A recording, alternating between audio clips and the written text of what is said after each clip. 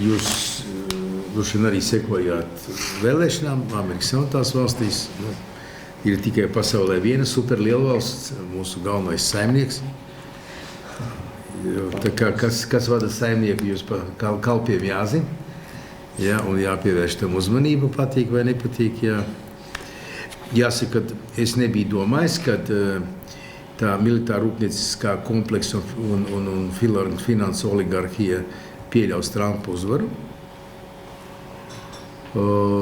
Bet, tomēr viņš ir uzvarējis. Te var izdarīt dažus secinājumus, dažus nevajag steigties izdarīt. Ko nevajag steigties izdarīt? Priekšvēlēšanu kampaņa, tāpēc arī saucas priekšvēlēšanu kampaņa. Un tam, ko priekšvēlēšanu kampaņā saka prezidenta kandidāti Amerikas Savienotās valstīs, tas viss ir stipri vien jādala. Un to uztvert kā reālu politiku, ir naivi un diez vai tas tā būs. Un tikai, no otras puses, tikai praktiskā politika parāda katra politiķa to faktisko politiku. Trumps varbūt atšķirsies no iepriekšējiem prezidentiem un te ir kaut kāda līdzība ar Johnu Fitzgeraldu Kennedyju, ar Kennedyju klānu, jo Kennedy klāns bija arī ļoti bagāts. Un Trumps arī ļoti bagāts. Kennedijs bija oligarhs. Es runāju to kā faktu, es to nesaku ne ar pluszīm, ne ar mīnuszīm. Un Trumps ir oligarhs. Jā, tagad tā tradīcija. Ukrainā oligarhs pie varas, jā, tā sistēma attīstās. Un līdz ar to, bet viņš ir oligarhs no nozares, kas nav tieši saistīta ar militāru rūpniecisko kompleksu. Un te jautājums, kā Trumps atradīs kopēju valodu militāru rūpniecisko kompleksu, kas līdz šim ir noteicis visiem iepriekšējiem prezidentiem to valsts politiku. Ar ko beidzās Kennedijam viņa, tā teikt, šī te neatkarība, jūs zinat, Dallasā. Jā. Kā Trumps šos jautājumus risinās, man ir grūti pateikt. Katrā gadījumā militāra rūpnieciskam kompleksam, jūs saprotat, vajag, lai viņu produkciju patērē. Tā nevar nogulties noliktavās. Tāpēc vajag karot, nepārtraukti vajag karot un tirgoties ar ieročiem. Un pašiem tērēt šo te saražoto produkciju. Tas ir normāls bizness, tā ir biznesa loģika, jo, ja jūsu produkciju nepatērē, tad jums ir problēmas. Vienalga, jūs ražojat alu, vai jūs ražojat kafiju, vai jūs ražojat tankus vai lidmašīnas. Un kā veidos šīs attiecības, tas ir tāds paliels jautājums. Trumps pēc būtības ir paziņojis, ka viņš vairāk uzmanības pievērsīs Amerikai un amerikāņiem, tādā izpratnē kā amerikāņiem. No tā var izdarīt secinājumu, ka viņš resursus vairāk virzīs Amerikas cilvēkam, amerikānim. Bet, jūs saprotat, amerikānim priekš ikdienas dzīves nevajag ne lidmašīnas, ne tankus, ne tomahawkus, nekā no tā nevajag, viņš to nepatērē. Un tā ir tā lielā problēma, tā ir tā milzīgā problēma. Un Amerikas nācija to jūt, ka viņi ir tādā bezjēgā, no vienas puses milzīgi tēriņi, no otras puses atkal tas nav lielā mērā nav virzīts uz nāciju. Redzēsim, kas no tā iznāks.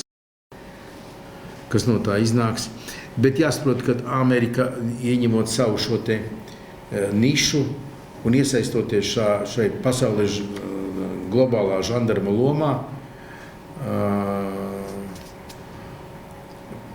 viņa nevar vienā dienā neko pamainīt, vienalga, kas nebūtu prezidents. Tas vienkārši nav iespējams.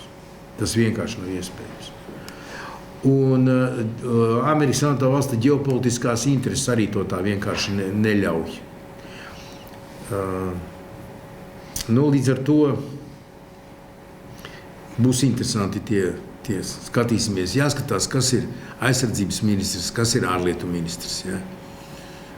Redzēsim. Nu, Latvijas tie valsts mēdīji, Latvijas valsts mēdīji, īpaši tur radio, vēl šorīt no rīta aizgūtnēm stāstīja viens žurnālists no Amerikas, apmēram tā, ka par Trumpu nobalsojuši neizglītotie strādnieki, iznāk tāds lumpen proletariāts apmēram, ja. Tad iznāk, ka vairākums Amerikas Savienoto Valstu pilsoņi ir lumpen proletariāts. Tik debīli spriest, vai ne? Un jāsaka, ka tie sorosisti, tie žurnālisti, viņi bija ārkārtīgi noskaņoti pret Trumpu. Un jūs jau redzējāt, tā kampaņa pret Trumpu, kaut gan tā nekāda nozīme nav uz Amerikas vēlētāju. Bet Latvijas sabiedrība noskaņot bija ārkārtīgi aktīva. Tā it kā mēs vēlētu to ASV prezidentu, nevis amerikāņi. Ja? Un tur iesaistīja Vairoviķi, Freibergu un visus pēc kārtas. Jāsaprot, ka par miljardieri duraki nekļūst. Par miljardieri, lai kļūtu, tas ir ģēnijs. Tas ir ģēnijs. Lai viņš visās lietās ir ģēnijs, to dzīve rādīs. Bet tas, ka viņš ir ģēnijs, kas prātis uztais nopelnīt miljardu, tāda ir maz. Tāda ir maz. Tas patoloģiskais komunistiskais naids pret bagātajiem, ja, kas ir sorosistu žurnālistu aprindās, sākot ar Leitānu un Ločmelēm un Ozoliņiem un visiem tur. Tas ir saprotams, ja viņi ienīst jebkuru bagātu cilvēku vai ne. Es domāju, ka Trumps būdams cilvēks ar ambīciju, un viņš biznesā ir sasniedzis, ko viņš vēlējies, ka viņš tomēr mēģinās sasniegt arī kā prezidents to, ko viņš vēlējies. Hillarija Klintone būtu lelle, kura spēlē tā, kā viņa tur dancina oligarhu grupas, oligarhu interešu grupas. Pilnīga lelle, pietiekami bezatbildīga, bez savas politikas, ja. Un jāsaka, viņa daudz ziepes ievārīja, ka viņa bija ārlietu ministri. Kaut gan, kas viņa par ministri, viņa bija tikai atkal lelle. Tagad tas, ka nav ievērēta Klintoni, tas nav nekas slikts. Bet vai ir labi, ka ievēlēts prezidents Trumps, tas arī vēl nav zināms. Tā kā to nevajag uztvert, ka es viņu kaut kādā veidā, tā teikt, ka viņš mans protežē. Jā. Tas būtu mazliet pārspīlēts. Tā kā, novēlēsim, es domāju, ka šim cilvēkam, uz kuru ir milzīga atbildība, jācer, ka viņš to saprot pa visu pasauli, arī pa Latviju viņam ir atbildība. Jā, ka viņš šo atbildību saprot. Bet to mēs skatīsimies no praktiskiem soļiem. Un tie praktiskie soļi attiecībā uz Latviju būtu sekojoši. Vai Latvija kļūs par reālu ekonomisko partneri Latvijai, jeb kā līdz šim būs tāds otrā desmitā ekonomiskais partneris Marokas līmenī, ar kuru sadarbībai vai ir vai nav, Latvijai nav nekāda nozīme. Ka Latvijā ienāks mērķtiecīgi valsts, Amerikas Savienoto valdības atbalstītas Amerikas Savienoto valstu biznesa investīcijas, bet valdības atbalstītas, ka Amerikas Savienotās valstis reāli stimulēs un atbalstīs un finansēs militāra rūpnieciskā kompleksa radīšanu Latvijā un tā skaitā arī zinātnes attīstību, kas saistīts ar militāra rūpniecisko kompleksu un būs galvenie Latvijas militāra rūpnieciskā kompleksa produkcijas pircēji. Kā Amerikas Savienotās valstis neatteiksies no sadarbības ar Latvijas drošības jomā. Arī tad, kad viņiem tas nevisai izdevīgi, tādu piepildi. Nu, un, kad Amerikas Savienotās valstis kaut kādā veidā aizstāvēs Latvijas intereses, tad, kad Krievija ievieš pret Latviju ekonomiskās sankcijas, kā tas ir šobrīd, kas saistās ar tranzītu.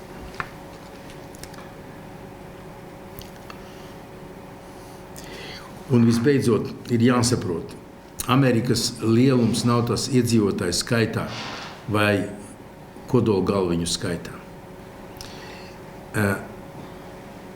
Amerikas vara pār pasauli izpaužas tā mīkstā vara. Viņa ir daudz efektīvāka un daudz gudrāka, ko rada tauta, nekā tā vara, ko realizē Baltais nams līdz šim, kurš ir realizējis tādu ziloņa ārdīšanās politiku trauku veikalā. Ko es te domāju? Paskaties, Amerikas Savienoto Valstu sports olimpiskās spēlēs. Tas ir milzīgs pozitīvais resurss par labu Amerikai. Ja runājam konkrēti, kam patīk basketbols, tā ir NBA, kam patīk hokejs, tas ir NHL, kam patīk tur amerikāņu futbols, tas ir amerikāņu futbols. Vienalga, kas nebūtu. Tālāk masu kultūra kā tāda un masu kultūra jau īpaši. Amerikas filmas un mūzika un viss, viņi skan visā pasaulē. Nu, tur tie trakie mēģina aizliegt, ja? Bet jūs jau internets ir atklāts, to nevar aizliegt. Tas ir milzīgs resurss. Ja? Tālāk tas propagandas sistēma, ja? Un tīkls, nu, tas ir milzīgs resurss. Viņš pret to, ko maksā atombumbas, maksā ļoti maz, bet viņš ir, protams, ļoti, ļoti efektīvs. Sasniegumi zinātnē, ja? Tā skaitā IT jomā, viss, kas saistīts ar internetu, šiem firmām, produktiem. Nu, tā ir mīkstā vara, kas padara Ameriku patiesi varenu. Un ja tie Baltā nama saimnieki būtu 5 kapeikas gudrāki, tad tā varenība netiktu deldēta uz šo te Baltā nama pilnīgi tādu bezatbildīgu un neaprēķināmu spēka politiku. Un taisnība tās neapdiemīgā spēka politika nīcina ārā tos Amerikas tos ļoti daudzos plusus. Ja. Nu, tāds ir tas mans īsts komentārs par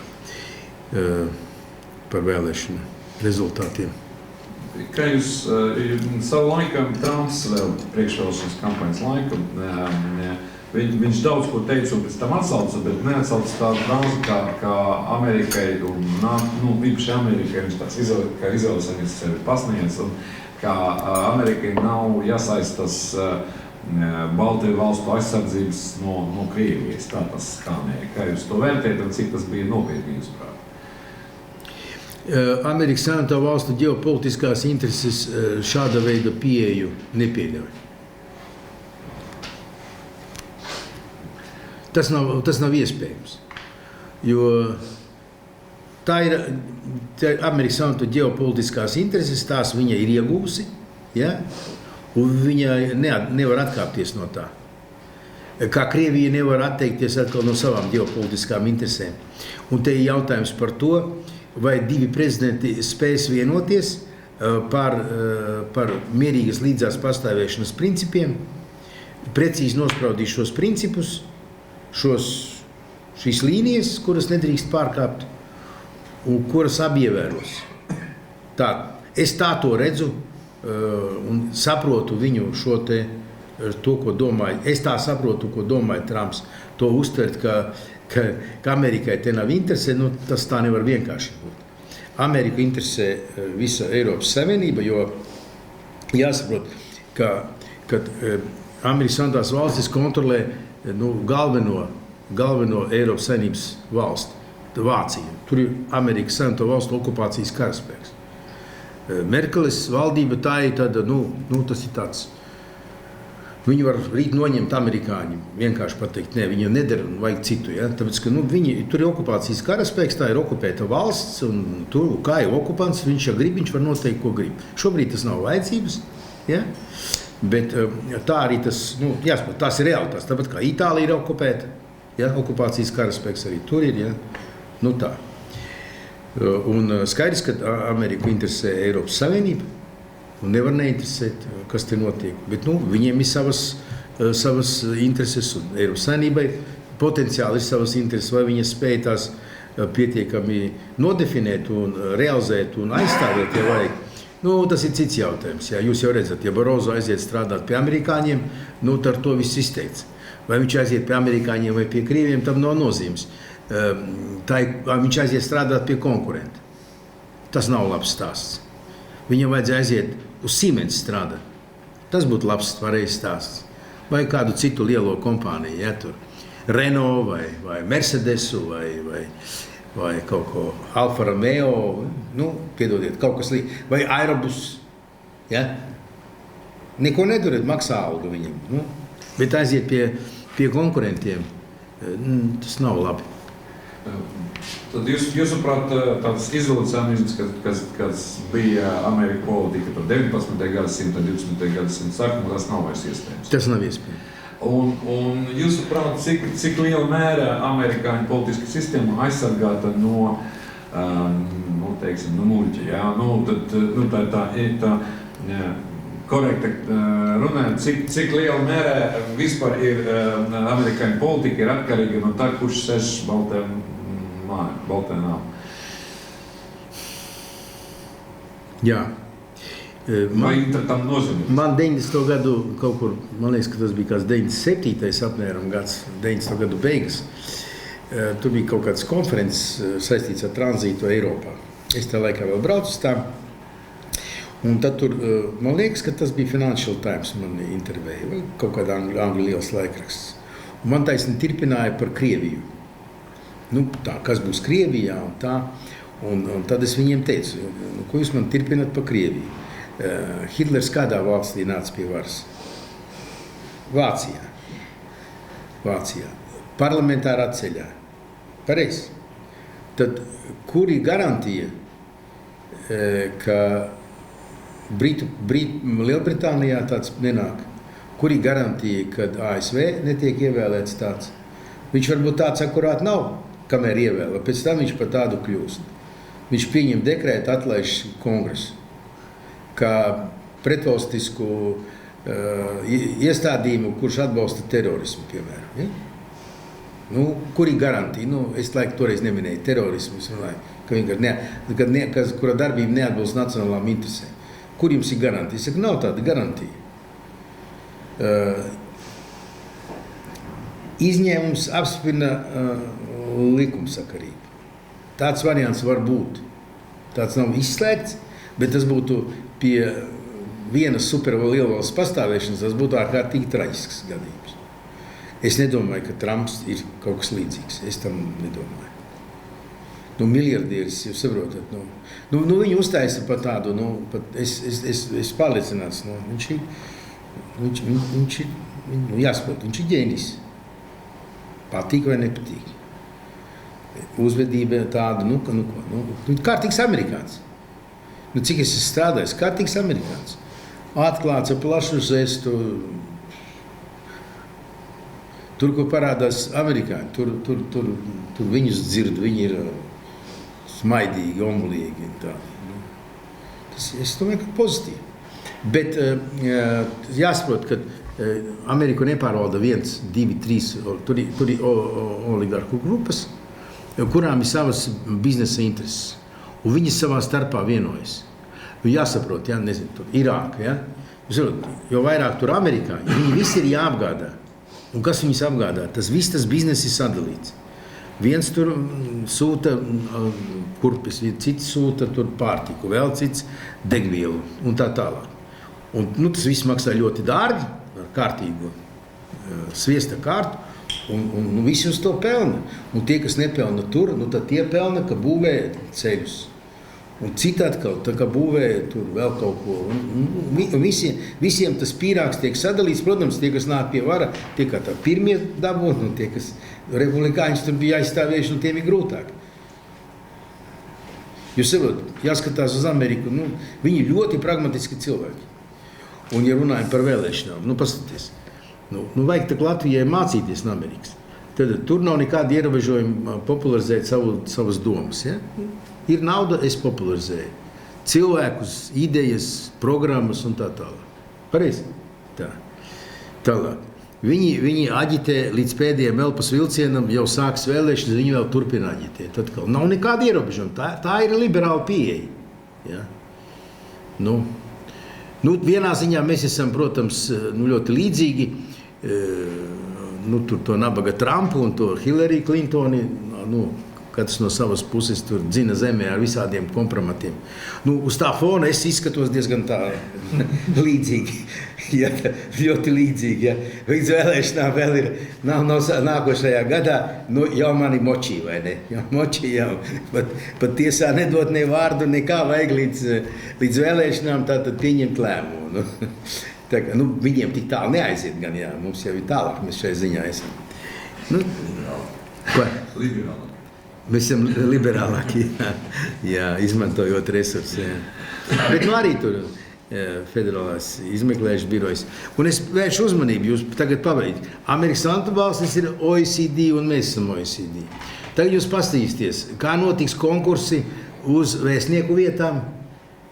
Konkursi jābūt, jūs saprotat, ja? OECD rekomendācijas, pareizi, valsts amatpersonām, ja? Kā notiks konkurss uz Federālo izmeklēšanas biroju, uz CRU, uz to drošības, kā viņi tur sauc to, ja? Uz visiem būs konkursi, tur būs grupa, ko vadīs tur kancelējas vadītājs, ja? Jā. Jūs redzēsiet, tur taisnā Amerikā tā būs, tur nav jautājumu. Tur nekādā gadījumā neliks iekšā amatos, kas Trumpa atbalstīja, tur kampaņu vadīja un organizēja. Tādi cilvēki tur nebūs tūmā. Tur republikāņi cilvēki nebūs ne tūmā. Tur būs drīzāk demokrātus saliks un bezparteiskos. Ticat man, tā būs tūlīt. Ja? Jā.